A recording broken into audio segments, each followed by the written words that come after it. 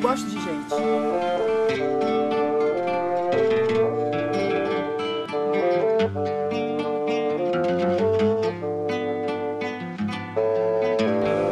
Eu sou a típica boba, assim.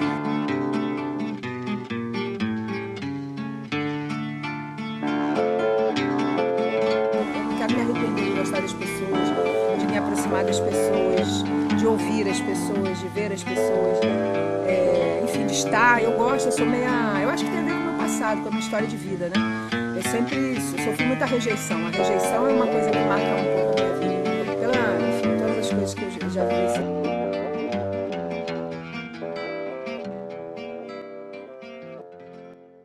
Tem determinadas causas que elas não movimentam pessoas, elas não movimentam imprensa.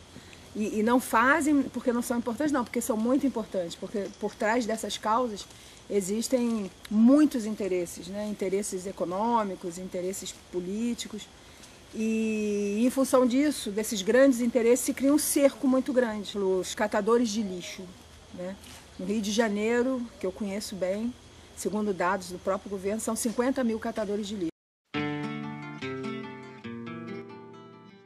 São, na sua grande maioria, negros, pessoas negras, pessoas muito humildes, na sua grande maioria, pessoas analfabetas, na sua grande maioria, pessoas que não têm, pessoas que trabalham de dia para comer de noite, né?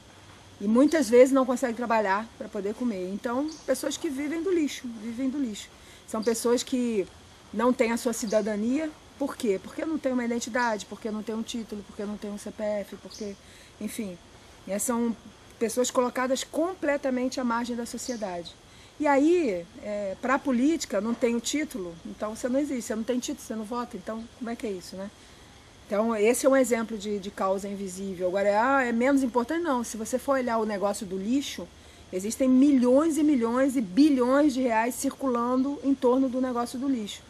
Então, a invisibilidade dessas pessoas, ela não é uma coisa, porque é uma coisa cultural. É muito fácil resolver as crises dizendo que isso é cultural, isso vem lá do império, né, e tal. Não, não é cultural não, são os bilhões de reais que circulam, né, em torno desse negócio, do negócio do lixo, e que precisa que essas pessoas funcionem da forma que elas funcionam, né. Mas as pessoas não são só a luta, as pessoas elas dormem, elas botam a cabeça no travesseiro, aí elas pensam, elas têm um imaginário, né? Elas têm uma subjetividade, né? Então nessa subjetividade elas estão ali, elas no travesseiro, na solidão do seu interior, pensando no mundo à sua volta, né? Então, e elas estão ali, e elas pensam, como é que eu vou acordar hoje? Assim, onde eu estou dormindo, né? Por que tá duro aqui essa cama que eu estou dormindo? Por que tá fedendo aqui onde eu estou? Né? Por que eu estou com frio, né? Quando eu levantar, o que eu vou comer? Atrás de toda imagem que você passar e que você olhar, ali tem alguém sofrendo, está sendo oprimido, está sendo discriminado, sempre tem um grande negócio atrás. E eu, particularmente, tenho muito prazer em desmontar grandes negócios. Eu gosto muito disso, é uma coisa que me dá prazer. Né? Me dá prazer porque eu sei o que nós sofremos.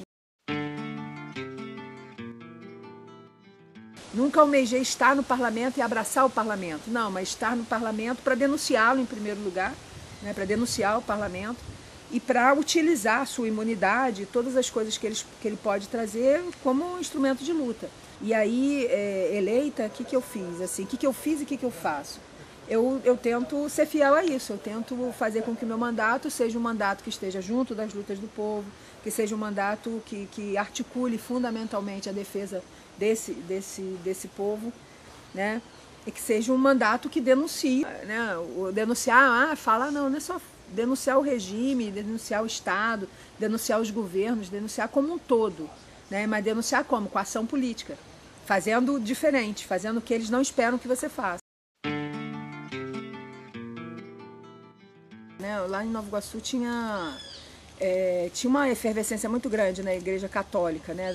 Tinha uma discussão política muito grande sobre a ditadura, sobre várias coisas. A primeira vez que eu ouvi falar em ditadura militar na minha vida foi na igreja, né? E aí um dia um senhor, seu Sebastião, né, me convidou para participar do grupo jovem, que na época era a Juventude Operária Católica. Aí eu comecei a ir, e assim, era legal, porque como na minha casa era muita confusão, muita briga, muita crise, E a igreja era um espaço assim tranquilo, as pessoas iam lá para confraternizar, falar coisas boas, ouvir, tinham cursos, né, de formação, eles falavam de 1960 aos dias atuais na política, quem foi Getúlio Vargas, quem foi, enfim, eles davam vários cursos e as pessoas confraternizavam, tinham festa, tinham violão, tinha bazar, tinha não sei o quê, tinham viagens, né, evangelismo, não sei o que e tal, gente disponível e tal. Então, a minha primeira movimentação política assim, foi por dentro da igreja, né? No final da década de 70, existia a Arena e existia o MDB, né? Então, assim, a Arena era meio à direita, né? Era a ditadura e tal. Era assim que... E o MDB era dita oposição. Então, eu tive essa movimentação em torno do MDB, apesar de não ser filiada nem nada. Uma outra coisa assim que eu participei, né?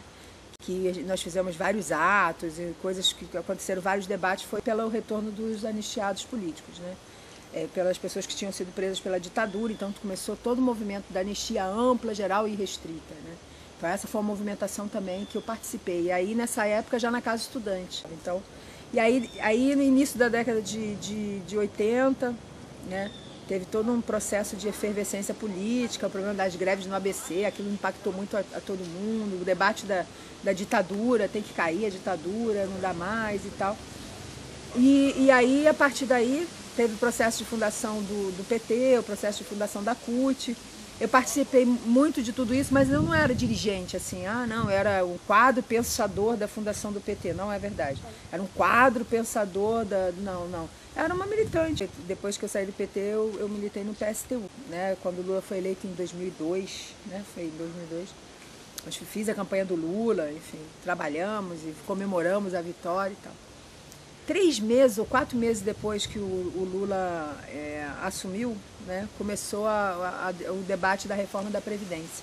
E eu sou funcionária da Previdência, eu sou funcionária pública e sou da Previdência Social. E nesse mesmo momento, dentro do PT também tinha uma reação muito forte de setores do PT. E aí teve um fato assim que foi marcante, que foi a ocupação do Bloco O lá em Brasília. O que era o Bloco O? Era um prédio da Previdência Social, que nós estávamos fazendo uma greve nacional, o Brasil todo, a Previdência Social, os servidores estavam parados contra a privatização, contra a reforma. Nessa ocupação, nós pedimos a solidariedade da Heloísa. Chamamos vários políticos, foram vários parlamentares lá prestar solidariedade a nós que estávamos lá. E aí, em determinado momento, o governo, o ministro na época era o Berzoini, e eles mandaram nos avisar de que, ou se nós não saíssemos, que eles iam botar a polícia para dar pancada em todo mundo, botar todo mundo para fora. E ali a Polícia Federal entrou, né? A Polícia Federal entrou, meteu o cacete em todo mundo, meteu o pau em todo mundo, né? A Heloísa, senadora ainda, né? Senadora da República, foi arrastada pelos cabelos, escada abaixo, espancada pela Polícia Federal. Você está contra essa reforma da Previdência, porque ela não faz nada pelos excluídos. Vou continuar ensinando aos meus filhos que é proibido roubar. Dali, daquele fato, daquele enfrentamento, meio que houve uma ruptura. A Heloísa falou, não, o PT para mim acabou. Né? Chega de PT. Ela foi para dentro do Senado, denunciou e se enfrentou com o PT no Senado. E a partir dali se concretizou que realmente nós iríamos fundar um novo partido, nós iríamos buscar construir uma alternativa, né, que pudesse resgatar os 20 e tantos anos de militância, porque o PT não nasceu do ventre dos capitalistas, nasceu do nosso ventre, né? Fomos nós que parimos, né? Lavamos, cuidamos, alimentamos com as nossas lutas, com as nossas mobilizações, com as nossas prisões, enfim, com as nossas angústias, com as nossas alegrias, fomos nós que construímos o PT. E aí a ideia era retomar isso, né? Tirar da mão deles o que era nosso, a bandeira que era nossa, o que nós construímos e o que eles subverteram, né? E aí foi assim que nasceu o PSOL.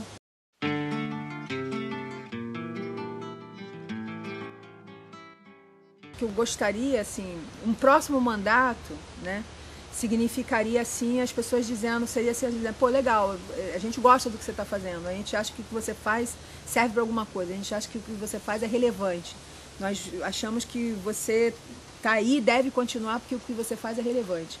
Então, assim, eu como uma pessoa, já falei aqui dos meus problemas de rejeição, primeiro que pessoalmente eu acharia isso uma coisa muito legal. Acho que se eu tenho muita força, eu sou uma pessoa de muita força. Eu acho que se isso acontece, eu teria mais força ainda para fazer as coisas que eu faço.